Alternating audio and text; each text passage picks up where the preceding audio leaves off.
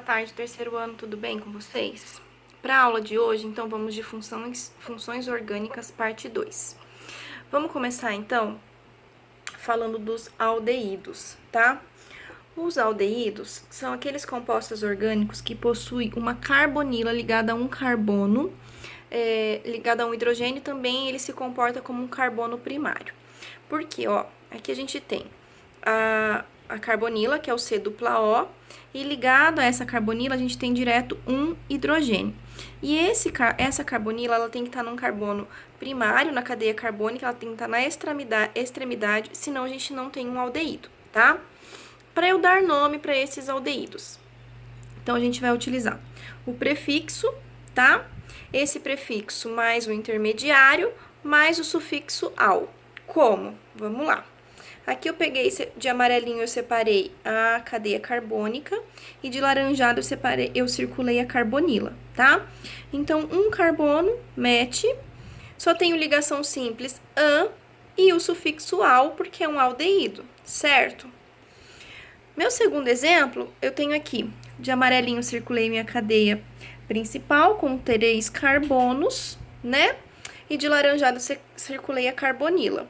Conto os carbonos, começo sempre da função orgânica. No carbono 2, me sobrou um radical metil.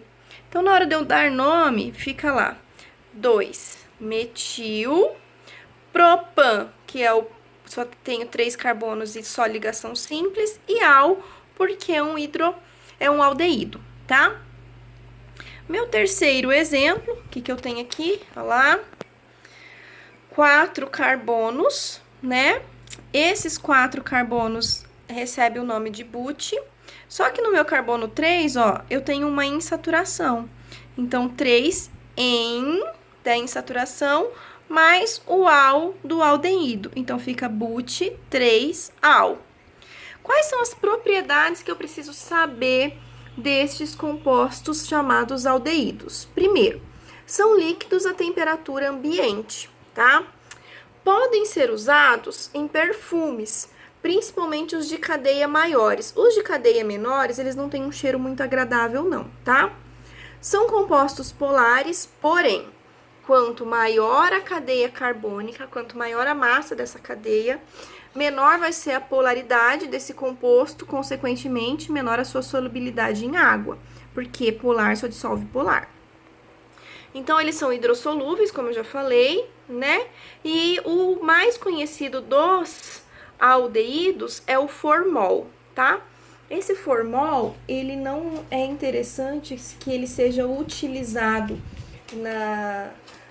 no ser humano, porque ele destrói as características principais da pele, como as digitais, do cabelo, tá bom? Então, não é legal se utilizar esse composto, a exposição dele por tempo prolongado, além do que ele pode ser cancerígeno também, tá? A segunda função orgânica que nós vamos falar são as cetonas. Continuo falando então um pouquinho da carbonila, porém essa carbonila agora, ela obrigatoriamente tem que aparecer num carbono secundário. Então, a minha carbonila, ela tem que estar ligada a outros 2 carbonos, tá? Como é que eu vou dar nome para esse composto? Prefixo, mais a parte intermediária, mais o sufixo -ona. Como que eu faço, então? Meus exemplos tá aqui. Separei de amarelinho a cadeia principal e a carbonila de laranjado, tá? 1, 2, 3 carbonos, prop, só tenho ligação simples -an e o sufixo -ona, propanona. Essa aqui conhecida popularmente por acetona, tá? Essa aqui é aquele removedor de esmalte que nós mulheres utilizamos no dia a dia, tá? Meu segundo exemplo, aqui, cadeia principal formada por 4 carbonos, tá? E no carbono 3, ó, eu tenho um CH3.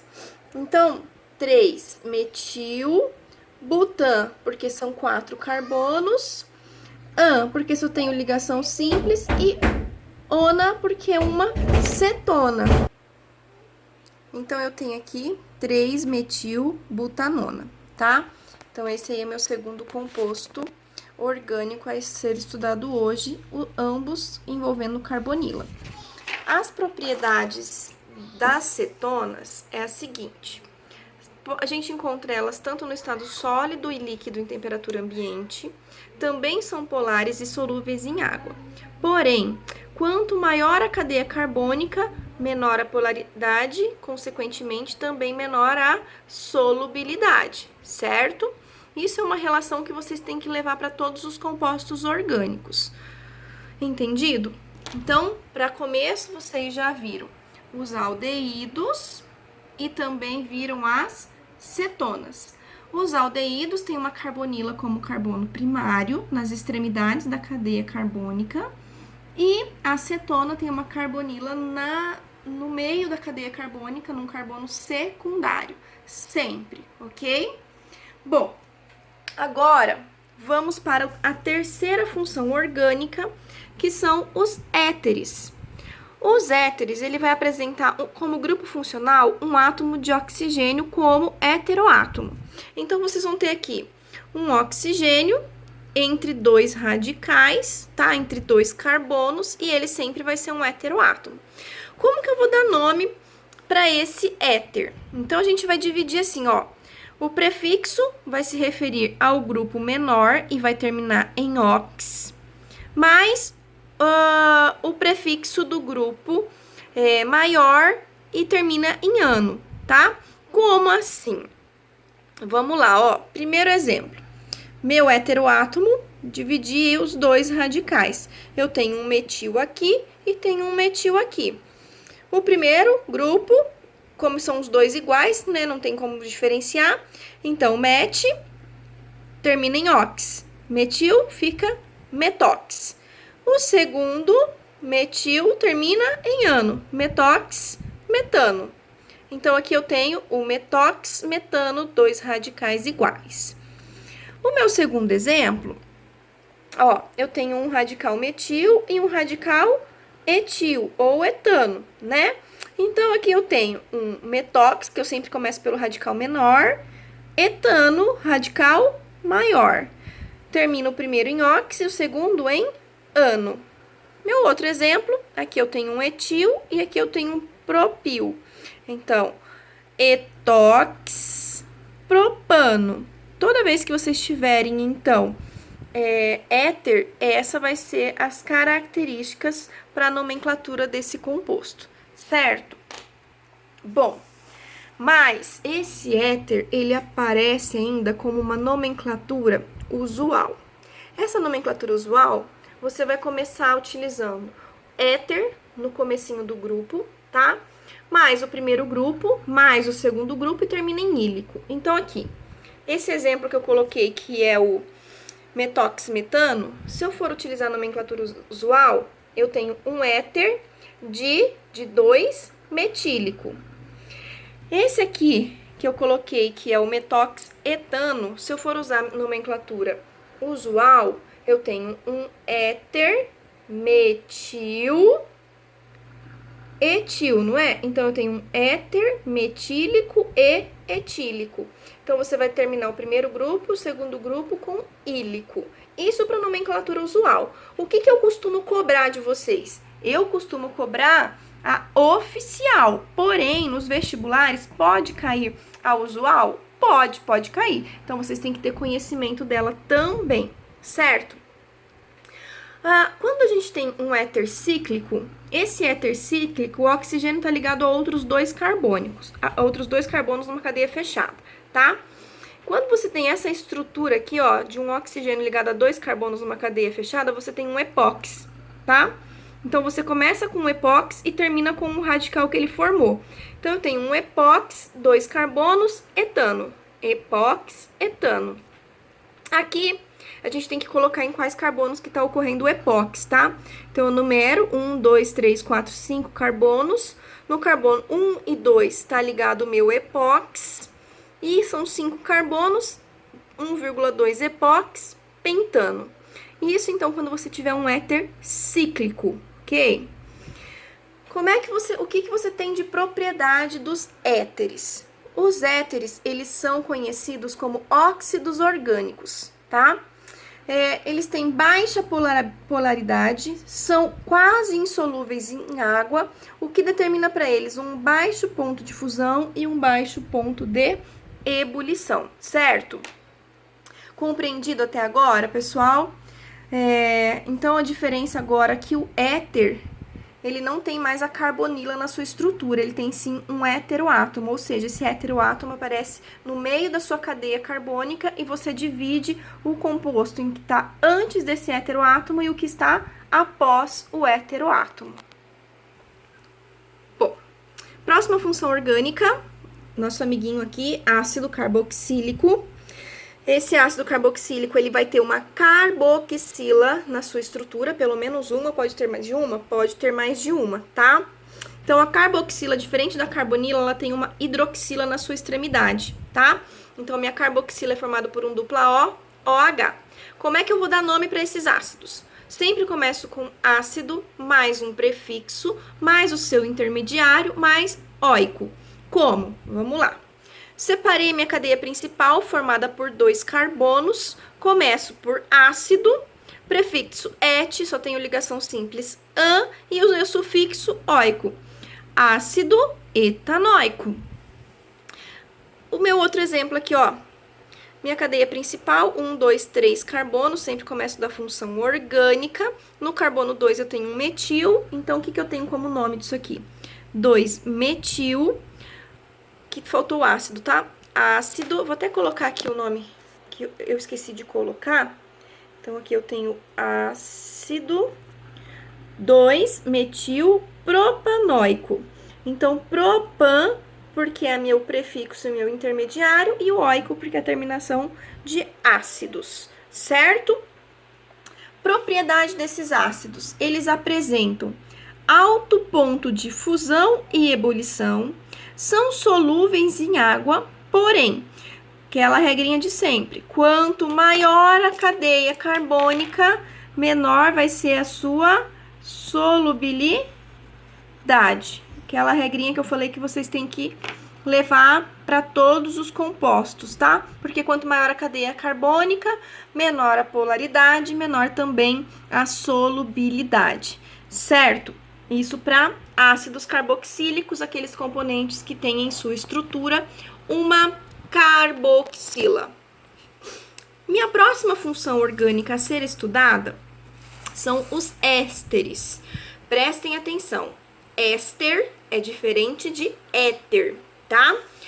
O meu éster, ele é derivado do ácido carboxílico, né? Por quê? Ele também possui uma carboxila, só que no lugar do hidrogênio da minha carboxila, eu vou ter um radical carbônico na minha cadeia carbônica.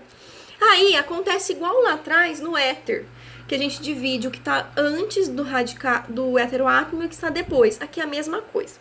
Então, eu vou começar pelo meu prefixo, mais a minha saturação, mais ato. E vai ter D, o prefixo, mais ila. Como assim? Vamos lá. Minha carbonila aqui no centro da minha cadeia carbônica, né? Dividir o que está antes dela e o que está após ela. Então, ó, meu prefixo, etanoato, de metila.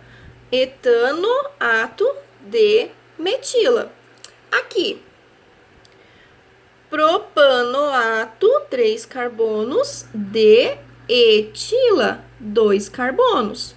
Então, o que está antes da minha carboxila termina em ato e o que está depois da minha carboxila termina em ila. Propanoato de etila. Meu outro exemplo, ó, aqui eu coloquei uma insaturação, então na hora de colocar o nome, butenoato de etila, tá? Então, a gente precisa colocar a insaturação.